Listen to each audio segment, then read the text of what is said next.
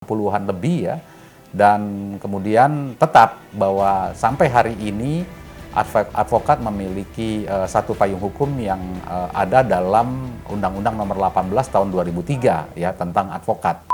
Ya, kalau Prof. Jimli yang namanya guru kan harus kita dengarkan, diambil saripatinya ya. Tapi undang-undang advokat itu spesifik luar biasa. Bagaimana mungkin seorang advokat disebut penegak hukum, tapi kita tidak memiliki markas besar yang satu gitu.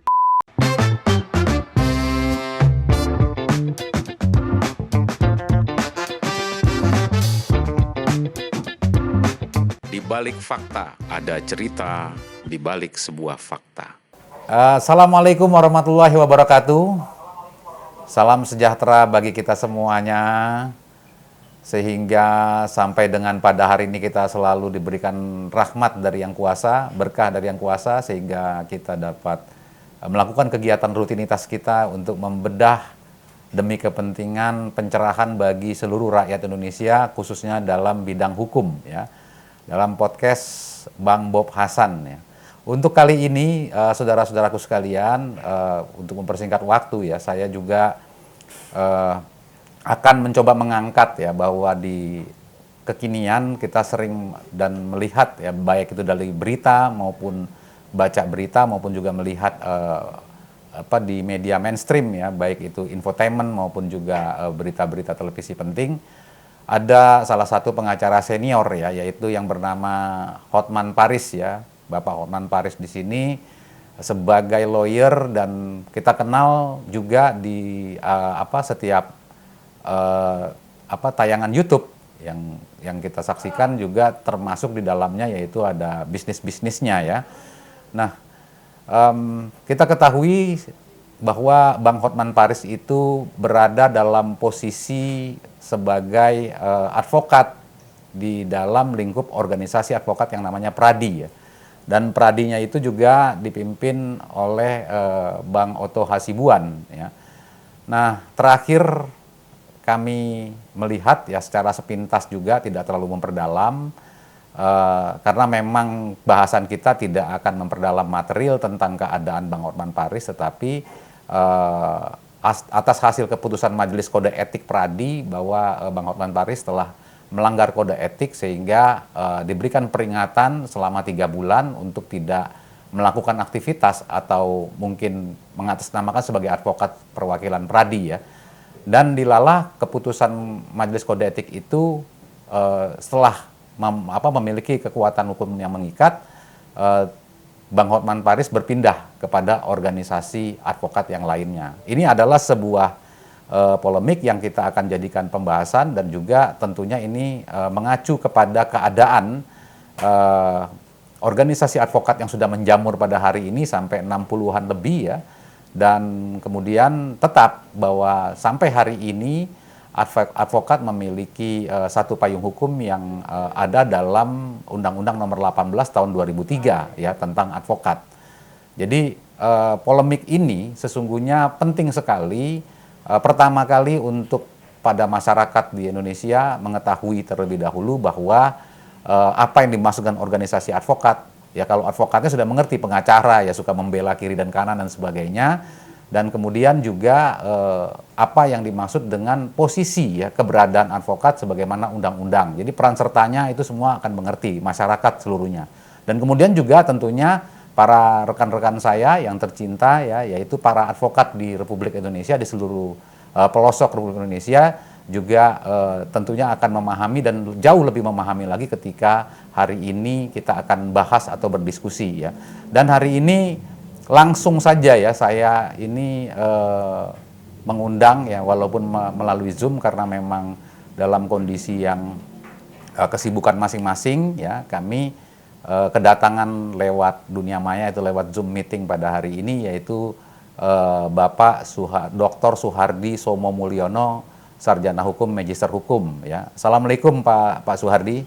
Waalaikumsalam warahmatullahi wabarakatuh, Bang Bob. Sehat ya? Beliau ini alhamdulillah Pak, dalam konteks ini beliau kami undang oleh karena memang beliau sudah menggagas ya. Dan kalau kami ngobrol-ngobrol itu sudah menggagas Komite Kerja Advokat Indonesia. Jadi obrolan kami itu menghasilkan kesimpulan dari yang kami peroleh bahwa Pak Soehardi ini kecenderungannya karena melihat menelisik daripada Undang-Undang Nomor 8 Tahun 2003 tentang advokat bahwa harus atau adanya Komite Kerja Advokat Indonesia, begitu ya.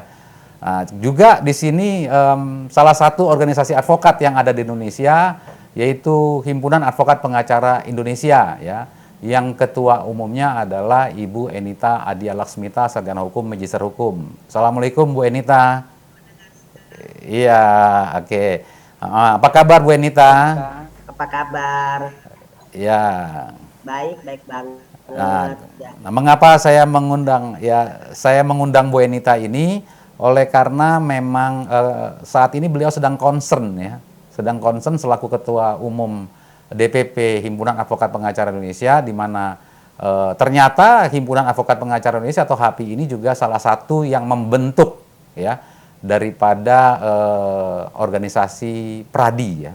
Nah, ini jadi biar nanti jelas semuanya, maka kepentingan kami mengundang Bu Enita ini adalah bertujuan untuk dapat pencerahan kami ini tentang sejarah dan kronologi organisasi advokat gitu ya. Nah, jadi secara hukumnya Pak Soehardi, secara sejarahnya atau peristiwa politiknya tentang organisasi advokat ini nanti kita akan bertanya kepada Bu Enita. Oke, langsung saja tentang ini nih Pak Soehardi ini ya. Pak Soehardi Somomulyono ini kebetulan di kantornya, karena di belakangnya itu sudah ada tulisan Advokat and Legal nih. Jadi beliau sampai hari ini masih aktif terus sebagai seorang advokat ya, dan tentunya advokat yang senior nih. Ya, jadi tentang Bang Hotman Paris ini Pak Soehardi, yang beliau pindah ya, sebagaimana juga saya telah membaca dengan berita-berita, menjadi berita yang cukup penting buat kita para advokat ya. Beliau di mana Majelis Kode Etik ini sudah menyidangkan, bahkan sampai memutuskan ya, ada sanksi yang diterima oleh beliau, dan beliau itu akhirnya berpindah kepada organisasi advokat lainnya ya. Sebagaimana tadi juga dalam prolog saya sudah menyampaikan ada 63 ya, atau 67 ya organisasi advokat yang sudah terbentuk di Indonesia ini dan resmi sah ya. Nah, dinamika ini nih menurut Pak Soehardi, pertama ya tentang Majelis Kode Etik dan tentang Pradi, dan tentang apakah dapat dibenarkan ya perpindahan Bang Hotman Paris ke organisasi advokat yang lainnya ini. Bisa dijelaskan, dicerahkan kepada kami Pak Soehardi, senior kami. Terima kasih kepada Bang Bob, podcast Iya. yang mudah-mudahan memancar di seluruh negeri ini dan Amin. mulai digandrungi oleh banyak orang karena informasi-informasi yang bersifat informatif dan up to date begitu ya. Terima kasih. Baik. Tadi pertanyaan Mas Bob, apakah seorang advokat yang sudah dijatuhi kode etik dan sudah dinyatakan bersalah kemudian pindah organisasi boleh atau tidak, kira-kira seperti itu? Iya, betul. Nah, kita mesti harus kembali ke habitat kita. Sebenarnya aturan main tertinggi bagi advokat itu kan kode etik. Di dalam kode etik kita itu boleh bebas seseorang advokat memilih berpindah ke organisasi yang lain. Ya. Boleh saja, kapan saja. Apabila dianggap organisasi yang dia bernaung di situ memang tidak kondusif ya, tidak menguntungkan, dianggap tidak berkualitas begitu kira-kira. Jadi boleh pindah.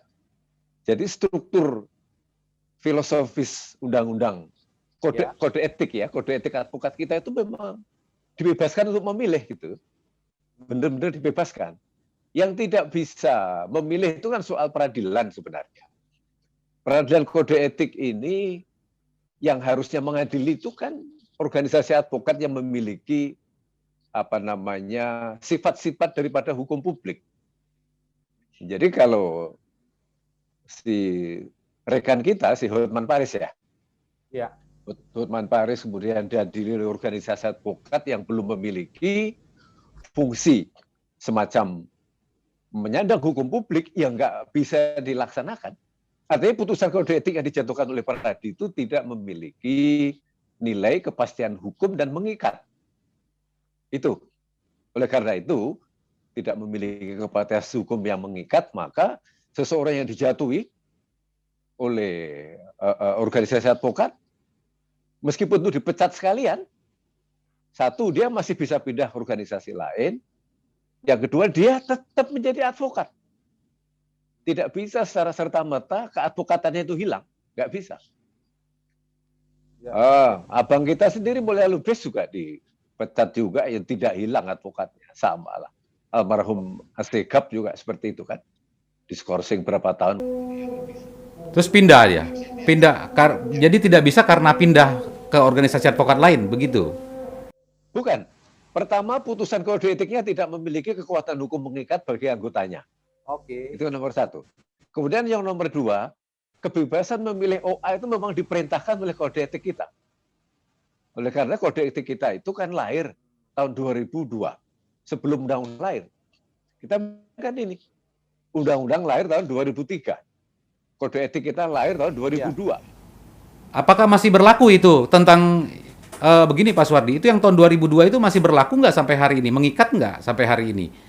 Karena kan sudah ditingkatkan atau sudah mutakhirkan di Undang-Undang Nomor tahun 2003. Ya, penjelasannya begini. Kode etik dan undang-undang itu satu kesatuan seperti jiwa dan raga yang tidak bisa dipisahkan. Oleh karena itu secara perintah pembentuk undang-undang, pasal 33 Undang-Undang Advokat mengatakan dengan sangat jelas seluruh kandungan kode etik advokat Indonesia yang sudah berbentuk kodifikasi yang kita sahkan 23 Mei tahun 2002 oleh 8 organisasi advokat, itu secara mutatis mutandis berlaku. Jadi keliru, jadi melihat pasal-pasal undang-undang itu ya wajib melihat seluruh isi kode etik. Jadi ibaratnya seperti suami istri itu, tidak bisa sekali-kali dipisahkan. Ini jarang orang mendengar ini. Jarang disampaikan juga. Kadang-kadang orang seenaknya mengatakan undang-undang advokat itu rusak, bubrah, jelek, tidak bagus. Di mana tidak bagusnya? Itu undang-undang advokat itu jangan lupa. Itu bukan top down ya, bottom up. Bottom up itu artinya itu memang dari aspirasi bawah gitu. Dari para advokat senior kita sejak Indonesia merdeka sampai tahun 2003 itu baru terwujud itu. Jadi kalau dibilang jelek, jeleknya di mana? Pasal mana yang tidak bagus misalnya? Ya, coba saya petik dulu nih Pak Suwardi ya. Makna daripada penyampaian Pak Suwardi tadi yang menarik adalah tentang kode etik ya. Yang tahun 2002 ini yang kemudian juga ya mungkin boleh jadi dijadikan mutakhiran ya di 2003 sehingga sempat tersembul juga ada beberapa frasa dan klausul terkait dengan kode etik tadi ya. Nah, bahwa setiap orang itu harus ditentukan atau menentukan, ini apakah semenjak 2002 atau 2003 itu atau dalam Undang-Undang 2003 itu telah mengamanahkan bahwa perlu satu lembaga atau perlu satu organisasi khusus tentang kode etik? Ini apakah sudah ada? Ini kita mau menguji yang Pak Suwardi mengatakan tadi Undang-Undang Advokat 2003 itu sudah hebat, sudah bagus gitu loh. Nah, tetapi buktinya kan sampai saat ini kan tahun 2022 nih Pak Suwardi, ya kan? Ternyata bahwa kode etik ini tidak memiliki satu kemumpunan bahwa itu bisa melindungi, bisa menjaga stabilitas hukum bagi para advokat gitu loh. Coba bisa dijelaskan dulu Pak, pemutakhiran kode etik itu bagaimana seharusnya, selayaknya sebagaimana undang-undang di tahun 2003 tadi? Ya, kan kita membaca undang-undang itu tidak boleh lepas dari konteks historika, sosiologis, dan juga yuridis kan. Jadi sebenarnya pada tahun 2003, ya, nggak sampai 1 minggu saat itu, mungkin 3 hari ya, begitu undang-undang diundangkan, Prof. Bagirmanan sudah membuat kebijakan negara atau legal policy. Karena Ketua Mahkamah Agung itu kan wakil negara kan. Dia membuat kebijakan nasional. Intinya jelas sekali di situ. Setelah lahirnya Undang-Undang Advokat, maka ya yang bertindak selaku pelaksana dari undang-undang adalah siapa di situ?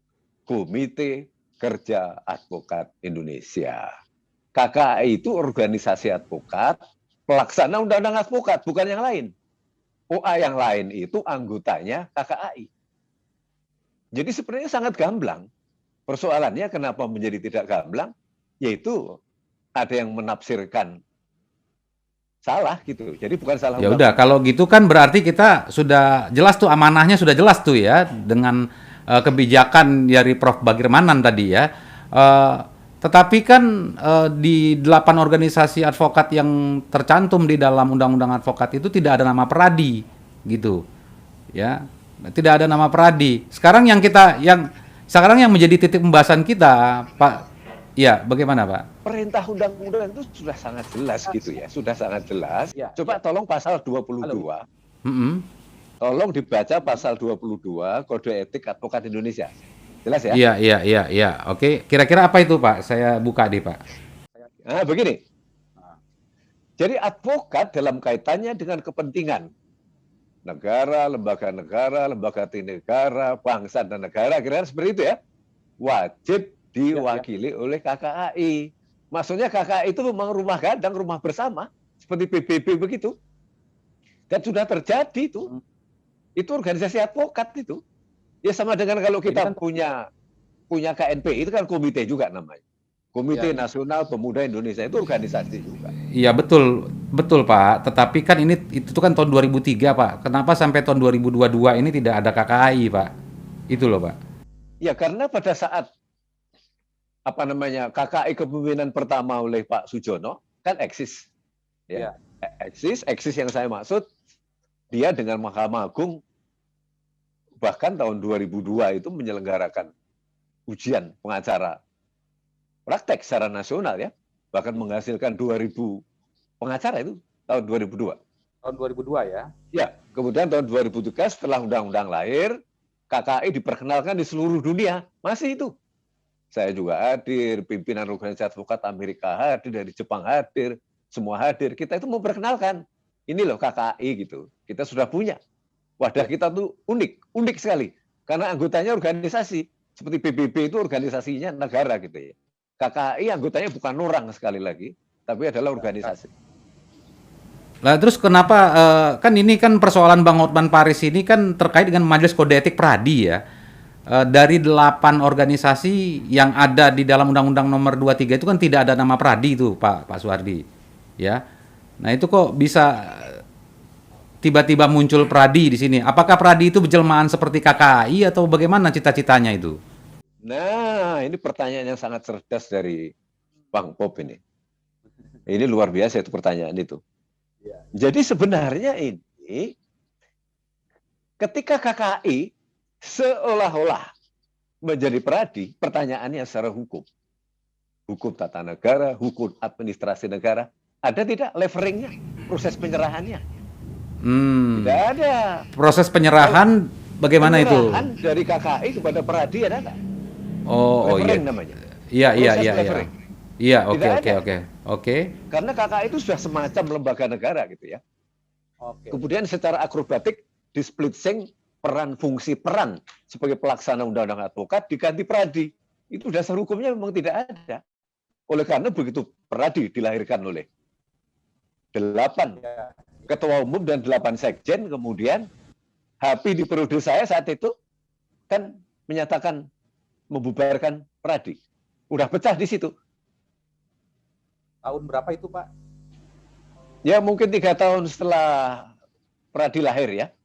Karena kemudian saya sudah tidak menjabat lagi kan, tentu kan sudah kehilangan supremasi ya di situ ya. Nah, tapi intinya memang Pradi lahir itu didirikan bukan perintah dari 8 organisasi melalui kongres bersama, bukan. Harusnya kalau mengacu pada teori demokrasi dan legitimasi begitu ya. Harusnya kan 8 organisasi advokat itu kongres masing-masing, kongres memerintahkan, oke, KKI kita ganti Pradi. Itu tidak ada. Itu tidak ada. Maka kemudian semua pecah karena itu gitu. Iya. Kecuali KKI mendeklarasikan diri masih mending ya. Anggotanya organisasi itu mending. Ini organisasinya manusia loh Mas. Pradi itu anggotanya manusia. Jadi bagaimana mampu dia meng-hire berapa? Jangan-jangan lebih banyak advokat daripada polisi. Nah, langsung ini Pak, apakah keadaan itu tadi menjadi degradasi atau mendegradasi daripada maksud tujuan Undang-Undang Nomor 8 Tahun 2003 sehingga sebagaimana keadaan terakhir yaitu Bang Hotman Paris itu pindah ya dari Pradi kepada organisasi advokat lainnya itu sehingga menjadi alasan Bapak tadi nyatakan itu dapat dibenarkan saja, boleh saja orang itu pindah main pindah-pindah saja, itu boleh. Bagaimana itu Pak kira-kira? Oh, boleh, karena konsep kita itu kan konsep kode etik kita kaitannya dengan organisasi advokat itu kan konsep yang bersifat alamiah begitu ya, sunatullah gitu ya. Maksudnya gini, kalau OA itu tidak mutu pasti ditinggal anggotanya, itu kan boleh dong. Maksudnya kita suruh bercokol terus di OA yang tidak mutu begitu ya. Kan nanti jadi tidak berkualitas advokatnya. Kira-kira begitu. Artinya Pak Suwardi mau mengatakan bahwa pimpinan Bang Oto Hasibuan Pradinya itu kurang bermutu gitu Pak? Tentunya kalau anggotanya keluar sudah pasti ada alasan antara lain itu kan. Tapi kalau ternyata anggotanya bertujuan untuk lari dan ternyata karena memang tidak ada kepastian hukum lari ke organisasi advokat lainnya, apakah tidak melihat dari dua sisi, yaitu sisi lainnya tentang yang Bang Hotman Paris itu keluar dari Pradi itu karena kena sanksi kode etik oleh Pradi tadi itu? Ya itu dua hal yang berbeda ya, dua hal yang berbeda. Pertama, seseorang pindah itu kapanpun boleh. Apabila dirasa organisasi tidak mengayomi, itu kan rumah organisasi itu ya, tempat pengayoman kita, boleh. Yang kedua, putusan kode etik oleh organisasi advokat kita ini tidak memiliki kepastian yang mengikat bagi anggotanya. Jadi semua mau dihukum berapa tahun pun, mau dipecat pun seperti Mulia Lubis, tidak bisa. Tidak bisa. Kalau polisi dihadiri oleh kode etik Dewan Kehormatan, dipecat betul polisi. Hakim pecat betul bisa. Ya artinya kalau anggota polisinya itu dari Polres Jakarta Selatan misalkan gitu dipecat, nggak bisa pindah ke Jakarta Pusat kan gitu kan sebenarnya gitu. Nah, karena polisi sudah punya lembaga yang satu, namanya lembaga yang memiliki kebijakan publik gitu. Oke, persoalannya berarti ini adalah persoalan kita para advokat ini organisasi belum memiliki yang namanya lembaga kode etik, itu persoalannya sebenarnya ya. Iya, betul. Karena perintah kode etik itu kan harus kita membuat Dewan Kehormatan Advokat. Dewan Kehormatan Advokat itu maksudnya Peradilan Kode Etik Advokat Indonesia. Simpel sekali perintahnya. Ini banyak yang tidak mengerti. Bahkan semalam saya ketemu Prof. Jimli. Jimli juga mengatakan undang-undang kode etik itu tidak bagus. Undang-undang advokat itu tidak bagus karena dibuat oleh para advokat ini. Ya Prof. Jimli kan tidak tahu. Prof. Jimli kan guru ya. Guru banyak menguasai teori, tapi soal advokat itu kan spesifik. Praktisi ya, lebih kepada praktisi ya. Iya, lebih praktisi. Ya, kalau Prof. Jimli yang namanya guru kan harus kita dengarkan, diambil saripatinya ya. Tapi undang-undang advokat itu spesifik, luar biasa. Bagaimana mungkin seorang advokat disebut penegak hukum, tapi kita tidak memiliki markas besar yang satu gitu. Impossible itu. Dan tidak mungkin seluruh organisasi advokat kemudian mendeklarasikan diri sebagai pelaksana undang-undang. Siapa yang pemerintah? Iya. Oke, sudah menarik ini sudah menarik ini Pak Suhardi menyampaikan sudah menarik ya. Sabar dulu, coba Pak Suhardi tarik napas dulu. Saya mau beralih ke Bu Enita dulu nih ya, karena iya silakan. Jadi kalau Pak Suhardi ini lebih condong kepada sistem hukum sebagaimana yang adanya undang-undang ya. Nah kalau Bu Enita ini kan ketua umum HAPI ya. Kalau dikenal HAPI itu di dalam Undang-Undang Nomor 8 Tahun 2003 terdaftar sebagai salah satu dari 8 organisasi advokat ya HAPI itu ya. Betul ya Bu Enita ya. Nah, terus Bu Enita tahu nggak bahwa sampai hari ini ternyata sudah bergeser dari 8 organisasi advokat selain daripada terbentuknya Pradi sebagai konsep yang seperti tadi yang disampaikan oleh Pak Suhardi itu idaman atau cita-cita daripada bangsa ya, terutama para advokat itu adalah sebagai komite kode etik Pradi pada saat itu ya, tetapi kenyataannya jauh dari ekspektasi tersebut. Kemudian sampai dengan hari ini ada KAI juga dan termasuk 60 organisasi advokat yang sudah berdiri. Ini bisa Bu Enita nilai dari sudut pandang selaku Ketua Umum HAPI. Silakan Bu Enita. Ya, terima kasih Bang Bob. Gitu. Jadi sebagai Ketua Umum HAPI dan juga Mas Soehardi dulu adalah bagian dari kita juga salah satu Ketua Umum pada masanya terlebih dahulu. Saya jelaskan gitu. Tadi juga sedikit ya, tadi cerita tentang Hotman Paris keluar. Tadi saya singgung itu sedikit, mungkin boleh ya Bang Bob ya? Boleh, nggak apa-apa, iya. Jadi Karena ini contoh. kalau Bang Hotman itu keluar dari peradinya Otto itu kan karena sudah ada keputusan undang-undang bahwa tidak dia lagi yang diakui sebagai peradi berdasarkan dasar hukumnya dari sana keluar. Jadi oleh karena itu menurut saya ya sah-sah saja semua orang keluar karena tidak ada payungnya tadi yang mengatur sekarang ini secara legitimnya, secara landasan hukumnya. Dan kedua memang tadi Mas Soehardi menyinggung dulu mengenai kode etik juga berkaitan nanti dengan OA. Apa yang dijabarkan oleh Mas Soehardi itu ada benarnya, mama benarnya. Kenapa saya bilang gitu? Kode etik itu kan masih berlaku dari hasil produk yang 8 OA dulu yang dari dan itu diakui di dalam undang-undang disebut dalam pasal yang Mas Soehardi bilang pasal 33. Jadi yang membentuk Dewan Penghormatan Etik itu adalah dari 8 OA tersebut. Namun sayangnya sampai saat ini tidak ada penjelasan secara langsung yang Mas Soehardi leverage-nya pindah. Diakuilah bahwa produk kode etik yang dari 8 OA itu yang berlaku. Tapi sebenarnya kode etik itu masih berlaku sampai sekarang gitu yang dipakai. Karena tidak ada kode etik lain yang dipakai untuk standar bagi seluruh organisasi advokat. Jadi masih hanya mengacu kepada produk yang terdahulu itu.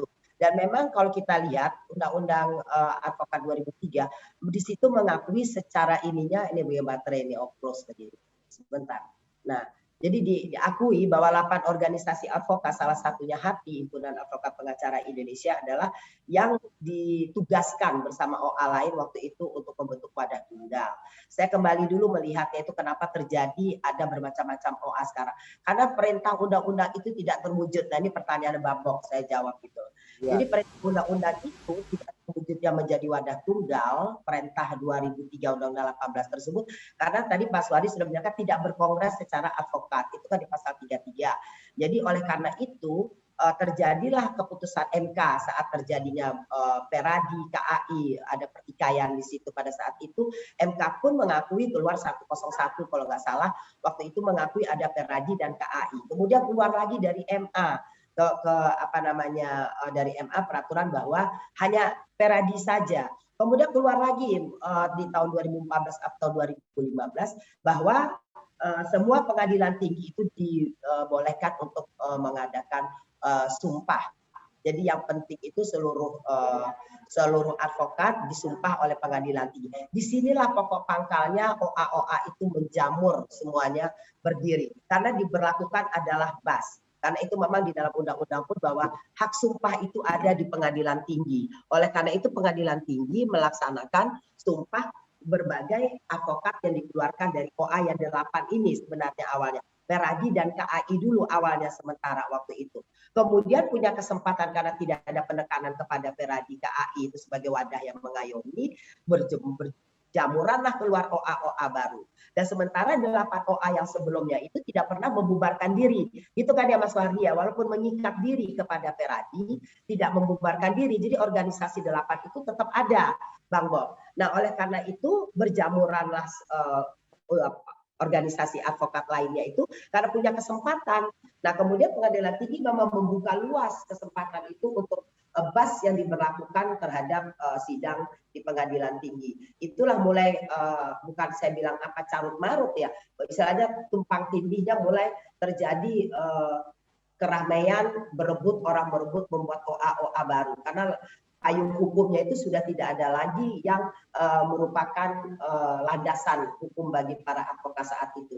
Memang seharusnya undang-undang advokat itu perintah undang-undang itu wajib dilaksanakan, tapi kan kenyataan tidak berjalan, tidak berkongres. Mas Soehardi tadi juga sudah bicarakan, tidak ada kongres bersama. Waktu itu kan sudah ada ini ya, di MK itu sudah diuji material pada saat itu bahwa Peradi tidak melakukan kongres, KAI masa tenggang waktunya sudah kadaluarsa. Ingat nggak Mas waktu itu? Karena 2008 sudah 3 tahun lewat dari 2005. Perintah undang-undang itu kan di 2005. Nah, Peradi tidak melaksanakan, baru kemudian yang dia berkongres. Sehingga itu kan terjadi, sudah para ahli hukum itu sudah memberikan Peradi dan KAI sama mempunyai kelemahan masing-masing dan mempunyai kekuatan masing-masing. Nah, itu pada pangkalnya, sehingga kemudian bergeraklah seperti alurnya air gitu loh. Mulailah organisasi berjamuran keluar dengan ada keputusan MK dengan bas dari pengadilan tinggi dibuka tersebut. Ya, ini efeknya 67, dan alhamdulillah kehakiman, Menteri Kehakiman sudah menyetop sekarang ini untuk keluarnya OA-OA baru, karena untuk antisipasi terhadap menjamurnya organisasi advokat ini. Nah, itu pokok pangkal, makanya OA itu lama Bang Bob yang menjamur saat ini. Jadi harapan kita ke depan seperti yang Mas Wabi adalah salah satu juga para organisasi advokat lainnya. Tentu kita berharap di sini HAPI menjadi suatu pelopor untuk membuat satu payung hukum, landasan hukumnya kepada undang-undang yang mengatur organisasi advokat dengan kondisi sekarang ini. Alhamdulillahnya beberapa OA pada saat bukber yang lalu sudah menyatakan sikap bersama kita dengan HAPI, baik itu dari KAI, sebagian dari KAI, dan dari Peradin, dan dari APSI gitu. Bertekad untuk membentuk suatu organisasi undang-undang untuk organisasi advokat kita ini dibawa kemana gitu istilahnya. Jadi Iya. Oh, jadi tadi yang saya berikan informasi. Iya, tadi Ibu Enita menyatakan bahwa beberapa organisasi advokat ini ya udah sepakat ya untuk merancang atau memasukkan undang-undang tentang organisasi advokat, begitu ya? Seperti itu ya? Undang-undang organisasi advokat berarti ya? Bukan hanya undang-undang advokat, seperti itu ya? Betul. Jadi harus ada pengganti undang-undang. Gitu Bang Bob. Karena Undang-Undang Nomor 18 Tahun 2003 itu tidak dapat diterapkan. Jadi otomatis dia tidak berlaku karena tidak diterapkan.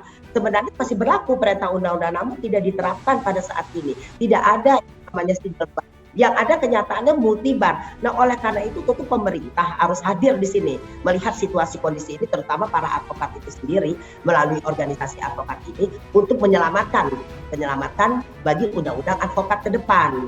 Nah, ini yang kita lagi rancang. Karena nanti salah satunya HAPI, Mas Suhardi di sini juga terlibat jauh di dalamnya, ya senior lah turun. Ini apa yang baik? Dulu sebenarnya waktu masih KAI itu Yani itu dengan teman-teman di KAI zaman dulu itu sudah membuat DAN, Dewan dibikin gitu dulu istilahnya. Jadi apalah jenis payungnya itu kita akan rancang, apakah federasi.